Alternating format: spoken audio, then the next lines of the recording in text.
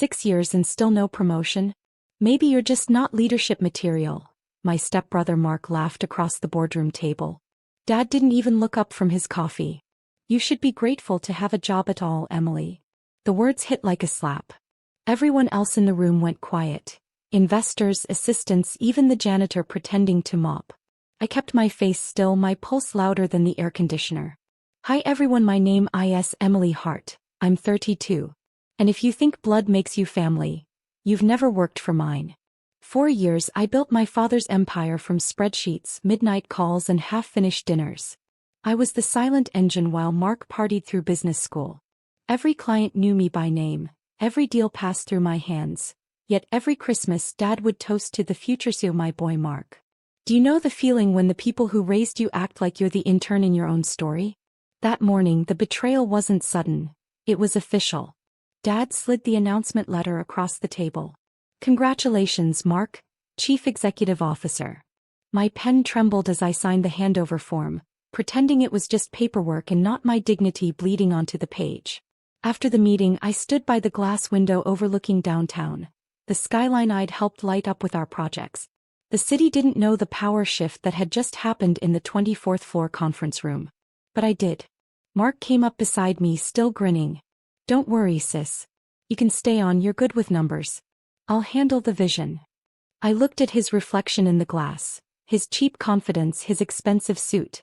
You'll need all the vision you can get, I said softly. He laughed, thinking I'd surrendered. But in that silence, something inside me stopped breaking and started sharpening. Outside, the glass towers mirrored the sun, and for the first time I didn't see his company. I saw my next move. I didn't quit that day. I smiled, showed up, and worked like a ghost, haunting my own legacy. Mark strutted around in designer suits, quoting leadership books he barely understood. Dad called him the future, and I handled the damage control after every foolish decision he made. One night, while fixing another one of Mark's budget disasters, I got an email that made me stop breathing. A consulting inquiry from Kramer Industries, our biggest competitor. The subject line read, "Confidential offer. Urgent advisory role." I almost deleted it. Loyalty, pride, fear, they all screamed at me. But then I remembered Dad saying, "You should be grateful to have a job." Gratitude had become a leash. So I opened it. They wanted me to oversee strategic restructuring, 5 times my current pay, full creative control, remote work. No hand-holding, no hierarchy. Just trust. The next morning I walked into the office and watched Mark give a presentation using my old slide deck. He misread his own numbers. The investors looked confused. Dad clapped anyway. That was the moment I said yes to Kramer. Quietly. At night I drafted my resignation letter. Polite, clean, cold. Then I deleted it. I wasn't ready to leave empty-handed. I wanted to watch what they built without me. Kramer's CEO, a sharp woman named Dana, called me personally. "Emily, I've seen your work. You don't need a seat at someone else's table. You build the tables." For the first time in years I felt seen, not as a daughter or a backup plan, but as the architect of my own future. When I signed that NDA, I didn't realize I was signing the first line of their downfall. Because every blueprint I'd ever designed for Dad's company was still in my head, and now I was building something sharper, cleaner, smarter, on the other side. And the best part? They didn't even notice I was already gone. The day I started with Kramer, the air even smelled different. Clean. Focused. Nobody questioned my decisions or asked for Dad's approval first. Dana handed me a blank whiteboard and said, "Draw the future." So I did. Leaner teams, smarter logistics, modern client engagement. It wasn't personal, it was survival, until Dad made it personal again. 2 months later, our company's biggest client shifted to Kramer. I didn't poach them, they found me. "Emily," the client said, "you were always the brains. We're just following the results." The news hit the industry like a quiet explosion. At home, Mark called. His tone wasn't mocking anymore. "Hey can you maybe drop by? Dad wants to talk." I almost laughed. For years I'd begged for that sentence. Now it arrived when they were bleeding contracts. When I walked into the building, the receptionist looked nervous. The lobby, once filled with trophies and champagne, was silent. Even the elevator lights flickered. Dad stood by his desk, hands clasped behind his back. Mark looked pale. "Emily," Dad began, We may have underestimated your value. Perhaps you could come back as senior advisor. 5 years late, I said softly. He smiled tightly. We can offer you a competitive raise. I met his eyes. Kramer pays me 5 times that. And they don't treat me like I'm a guest in my own ideas. Mark shifted uncomfortably. We didn't mean to. You meant every word, I interrupted. You just didn't think I'd survive without you. Dad's face hardened. You'd turn on your own family? I looked at the empire collapsing behind him. No, Dad. You turned on me first. I walked out quietly. The security guard opened the door like I was royalty. Outside, the wind hit my face, cold and alive. I didn't feel revenge. I felt release. But something told me, their fall had only just begun. The headlines came first. Hart Group loses 2 major contracts to Kramer Industries. Then the calls started. Investors, suppliers, even old friends of Dad's asking if it was true. By week's end, the market whispers turned into open panic. From my apartment window, I could see their tower across downtown. The same 24th floor where I used to stand behind Mark while he fumbled through presentations. Now that floor was dark at noon. Meetings canceled. Payroll delayed. The news cycle was merciless. Dana called me in with her usual calm smile. You warned them about overexpansion, she said. They didn't listen. I nodded. They never do. Kramer Industries was booming. The strategies I'd built in secret, flexible contracts, data integration, sustainability reforms, had doubled our profit margin. Every move I made to grow this place seemed to shake my father's foundation a little more. So I didn't celebrate. I worked. Quietly, precisely. Then one night my phone buzzed with a familiar number. That I almost didn't answer. But curiosity won. Emily, his voice cracked. Mark's not doing well. He's overwhelmed. We've had layoffs. We might lose the building. I closed my eyes.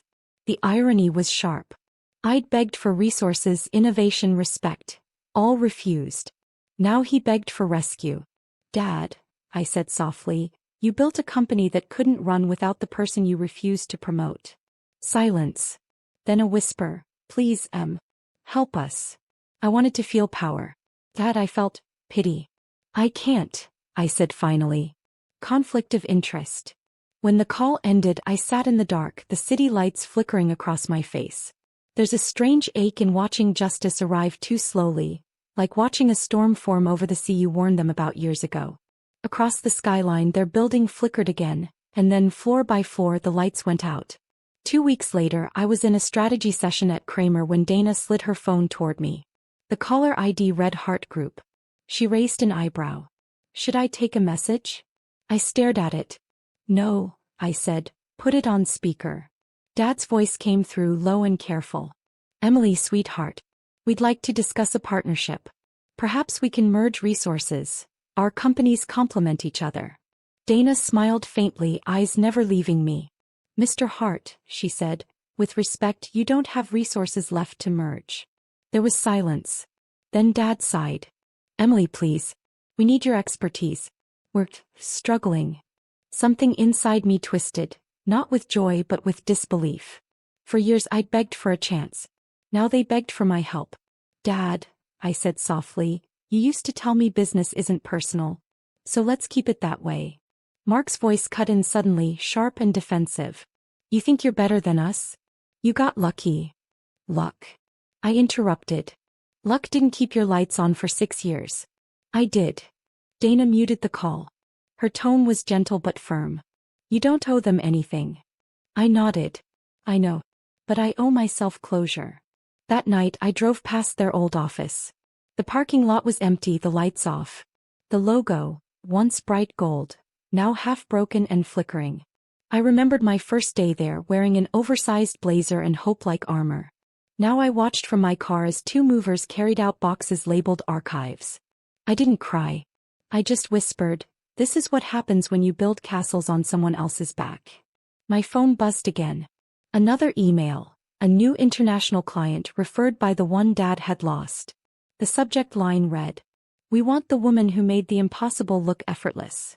For the first time in my life, that woman was me.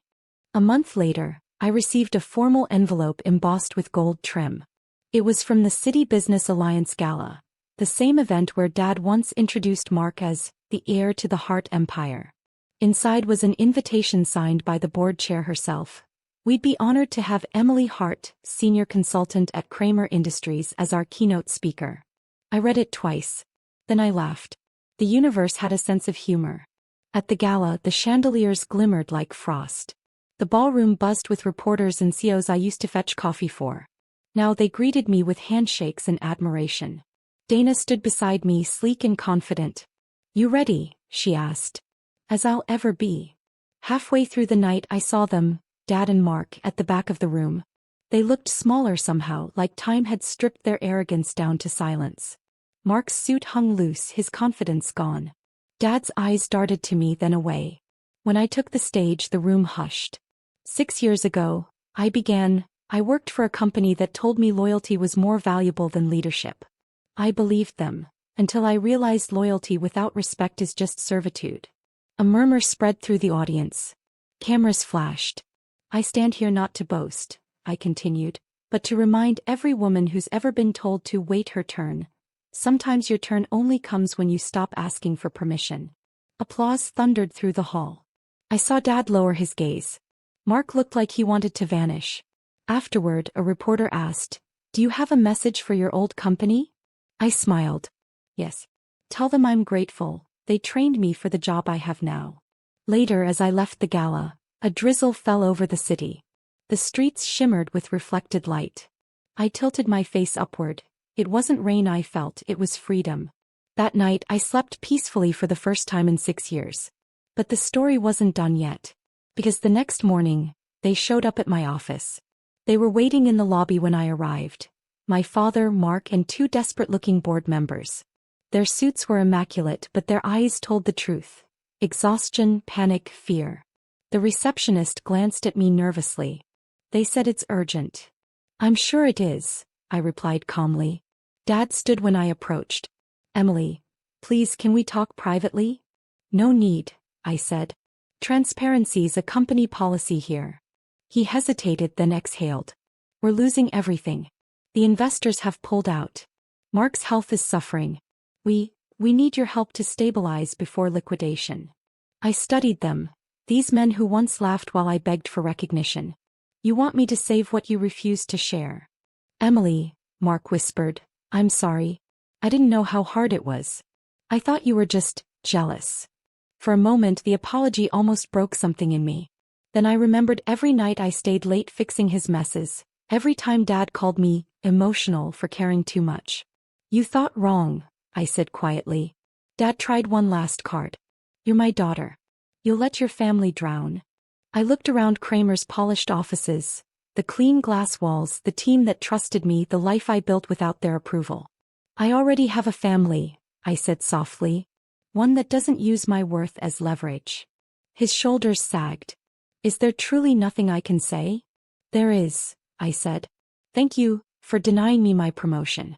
Without that, I'd never have built something of my own." He blinked, stunned.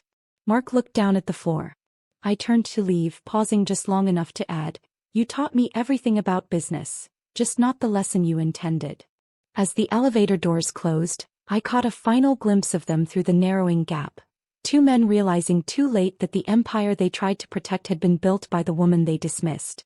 And now it was hers by destiny, not permission. A month later, news broke that Hart Group had officially filed for bankruptcy. The same papers that once published Dad's triumphs now ran the headline. "Former family empire falls. Ex-employee now industry leader." I didn't gloat.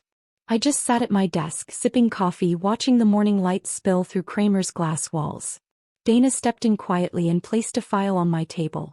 "They've requested one last meeting," she said. I hesitated. Then I nodded. When I arrived at the small cafe, Dad was already there. No suit this time, just a worn gray sweater. Mark sat beside him, silent, humbled. He stood when he saw me. "Emily, we lost everything." I took a breath. "No, Dad. You lost control. That's different." He looked down at his hands. "I never realized how much of this company came from you." "You didn't want to," I replied. "It's easier to take credit for something you didn't build than to admit you built it wrong." For a long moment none of us spoke. The city hummed outside. Taxis, wind, the rhythm of life moving on. Finally, Dad whispered, "I'm proud of you." Those 4 words should have come 6 years earlier. But hearing them now didn't hurt. It freed me.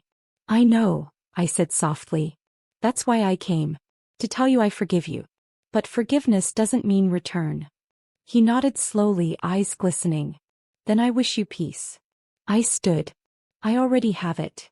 As I walked out, the cold air brushed my face. Light, sharp, alive. The street smelled of rain and roasted coffee. Across the skyline, Kramer's tower gleamed in the morning sun.